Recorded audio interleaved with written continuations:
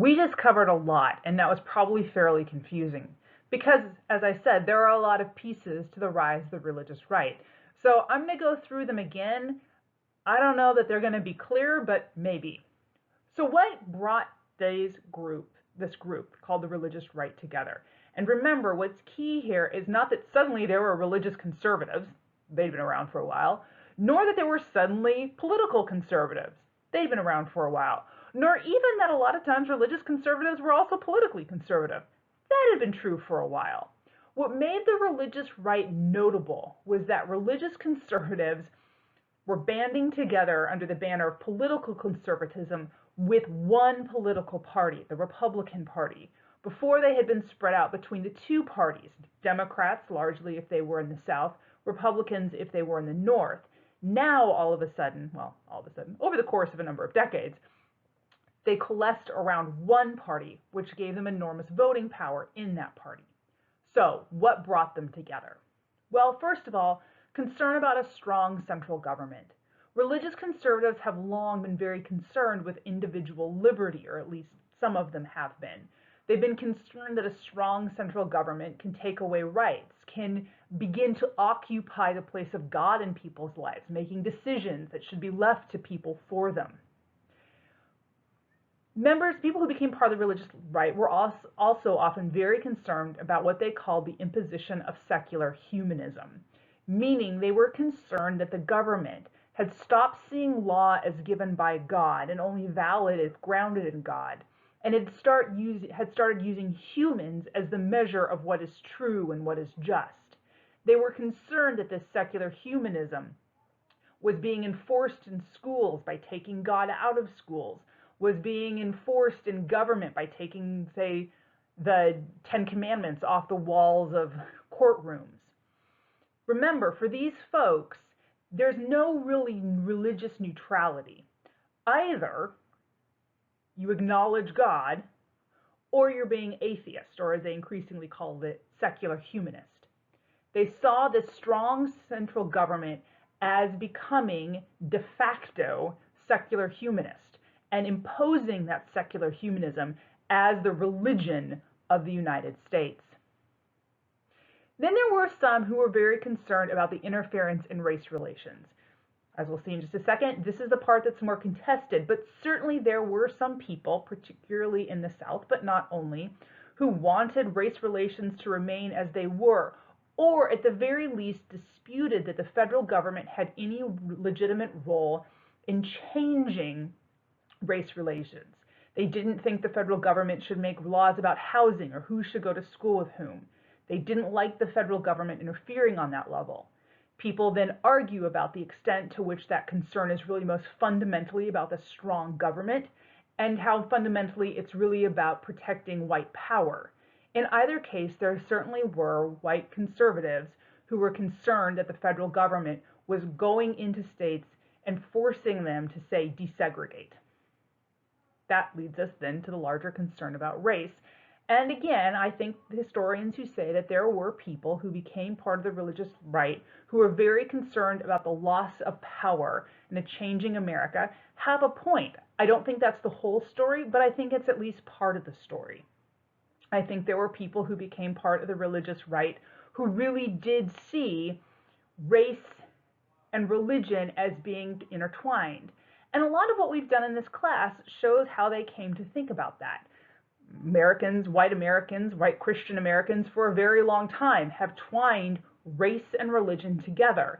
And it's hard to untwine that once you do that.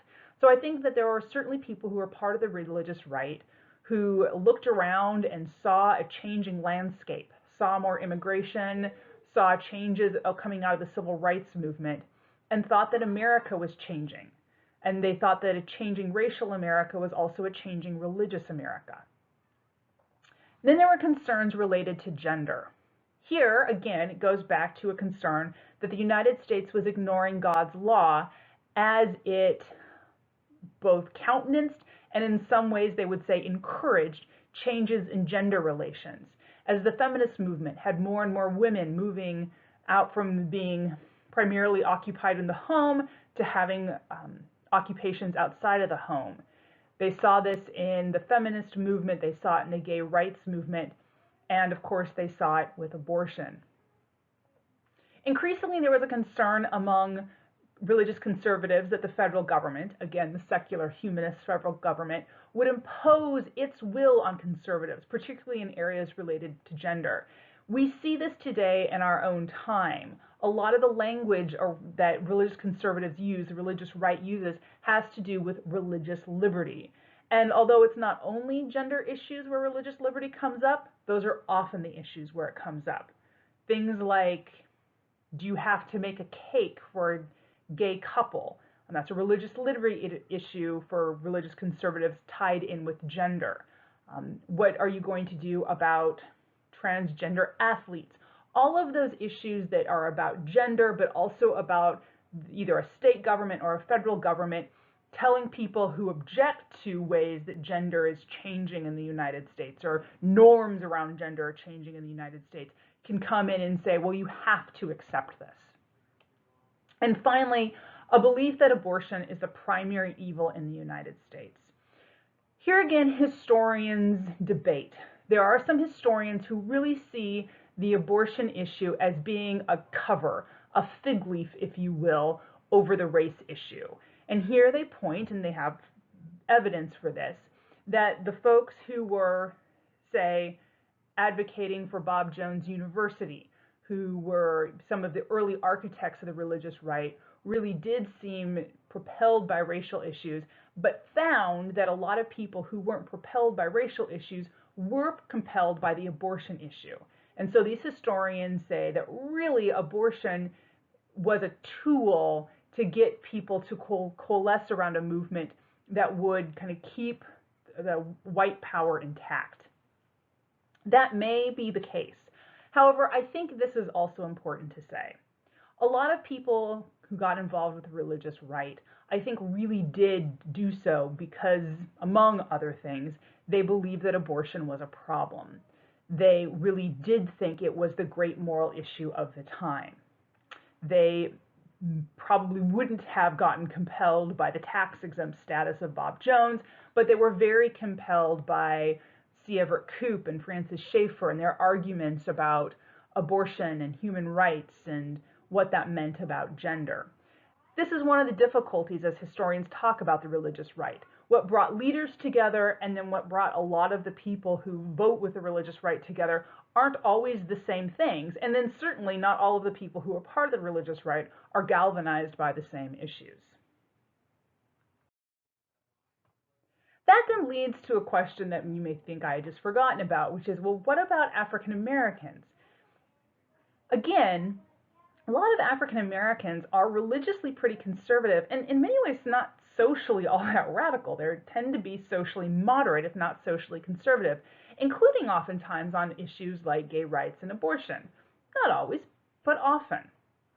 I think part of what happens here is differing perceptions of what is most important. I think this helps explain some of what goes on both in the religious right and then with African American Protestants. So here, for example, is an article written in 2018 by a pastor named Tebete Anyabwile, I think I'm saying his last name correctly, who is a black pastor. He's actually, I think, from the Caribbean, who is a conservative evangelical. I think I'm not sure he calls himself an evangelical anymore, but he's certainly theologically conservative. He spent much of his career among white conservative evangelicals. But he has been vocal in his opposition to Donald Trump. And so here's an article that he wrote around the Kavanaugh nomination to the Supreme Court. Overturning Roe v. Wade isn't worth compromising with Trump, my fellow evangelicals. And what he argues in this editorial, and he's argued at other places, and his argument has been echoed by other African American religious conservatives, is simply this. Yes, abortion is a problem. We think it's wrong. However, racism is also a major problem in the United States. And what you have to countenance as a member of the religious right in terms of race, particularly they would argue with the election of Donald Trump, is not worth overturning Roe v. Wade, particularly because overturning Roe v. Wade will simply return the decision to the states and there will still be abortion. For a lot of these African American Christians, abortion is a problem, or is at least a moral tragedy. But their argument is that racism is too. And racism is a deep structural problem. You need to have people in power who think about the economics of race and the way that social structures and schools and housing and all of those things have contributed to the problems of racism. And they are concerned that if abortion becomes the sole issue on which people vote, all of the racial issues will simply be cast aside.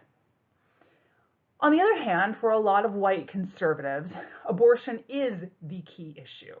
Now, again, historians debate a lot about whether it's really the key issue for them or whether they're more comfortable saying that they're voting on abortion and that's covering other things that they're voting on. I think this is just a hard issue, so let me put it another way. Here's my sense. If you were to go into any church, well, maybe not any church, most churches on a given Sunday when churches could meet. So let's say you did this a year ago, and you asked white evangelicals if racism was wrong, they would say yes. If you asked them if racism was a problem in the country, many of them would say yes.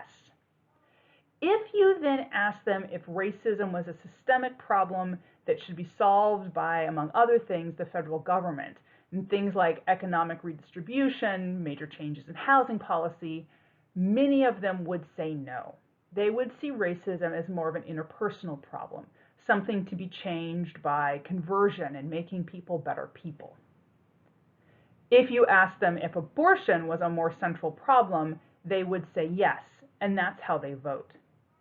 If, however, you were to go to a lot of African American communities and ask the same series of questions, they would say yes, racism is a problem.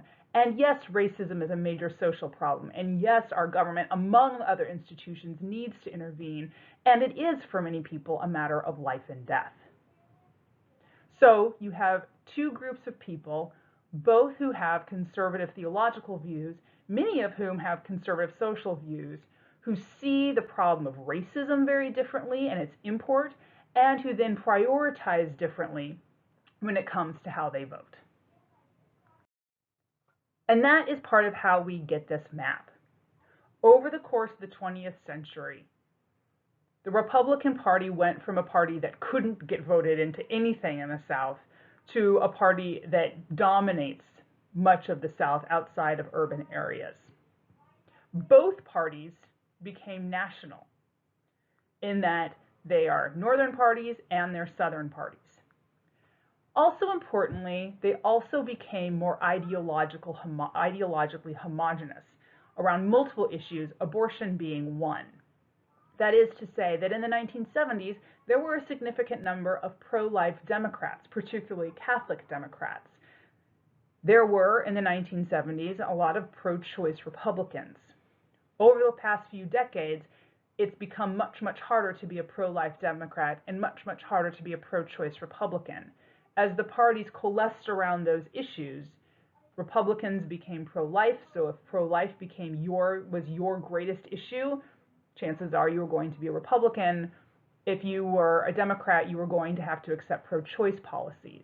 That means people who want to vote in more complicated or messy ways can't necessarily do so. Finally, you may be asking, is there a religious left? Well, yes, there is. Here are some people who are involved with it. A man named Jim Wallis has been a part of the religious left since the 1960s, and some people credit him with founding it. I think that's a little strong. Jesse Jackson is someone who's been part of the religious left. These are people who are sometimes theologically conservative, more often theologically more liberal, but who are politically more progressive. Some people talk about the religious left as the Democratic Party at prayer. Oftentimes the religious left wants to talk about itself as redefining what biblical values mean. They don't like that the religious right seems to have the monopoly on biblical values. But I think it's fair to say that the religious left just hasn't been able to gain the same traction as the religious right. And there are lots of reasons for that. Some people point out that the groups that are most sympathetic to the religious left, the Protestant mainline, for example, has declining numbers. Fewer and fewer of those folks are going to church, so there's just not as many of them. They're part of the Democratic Party, which tends to be more secular or have more people who embrace secularism or who are agnostic or atheist or just not religiously affiliated. There is another kind of interesting argument about the religious left.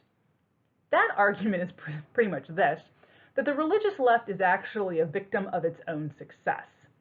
In other words, a lot of things that the religious left advocates, tolerance, pluralism, more acceptance of kind of a spectrum of gender or sexualities, have become, in a lot of places in the United States, simply accepted wisdom. That's what people just kind of believe in Starbucks on a Sunday morning in Seattle. And they don't have to go to church in order to believe that. It's just become part of the cultural water in a lot of places. So the religious left, some people argue, has small numbers, not because so few people agree with it, but because so many people agree with it, and you don't need to go to church in order to have an identity as someone who accepts those kinds of things. I don't know if that's a completely valid explanation, but I think there is some truth to it. In any case, what remains clear is the religious left just hasn't exercised the same kind of power as the religious right. So finally, the 20th century saw significant realignment in which white evangelicals became identified with the Republican Party. It doesn't mean that they weren't conservative before. It means that they were divided between the two parties. By the end of the 20th century, white religious conservatives who were also politically conservative were voting for Republicans. That realignment occurred for multiple reasons: race, gender, government power, and secular humanism. And different historians rate the importance of those differently.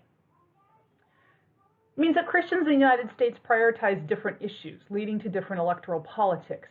You will vote differently, chances are, if you believe that abortion is the greatest issue facing the United States than you will if you think, say, economic injustice or racism is. People who believe that both of those are important have to make choices between the parties. And then finally, there is a religious left, but it's not as visible and by some accounts not as successful, although by other accounts it's very successful, and that's why it's not so visible.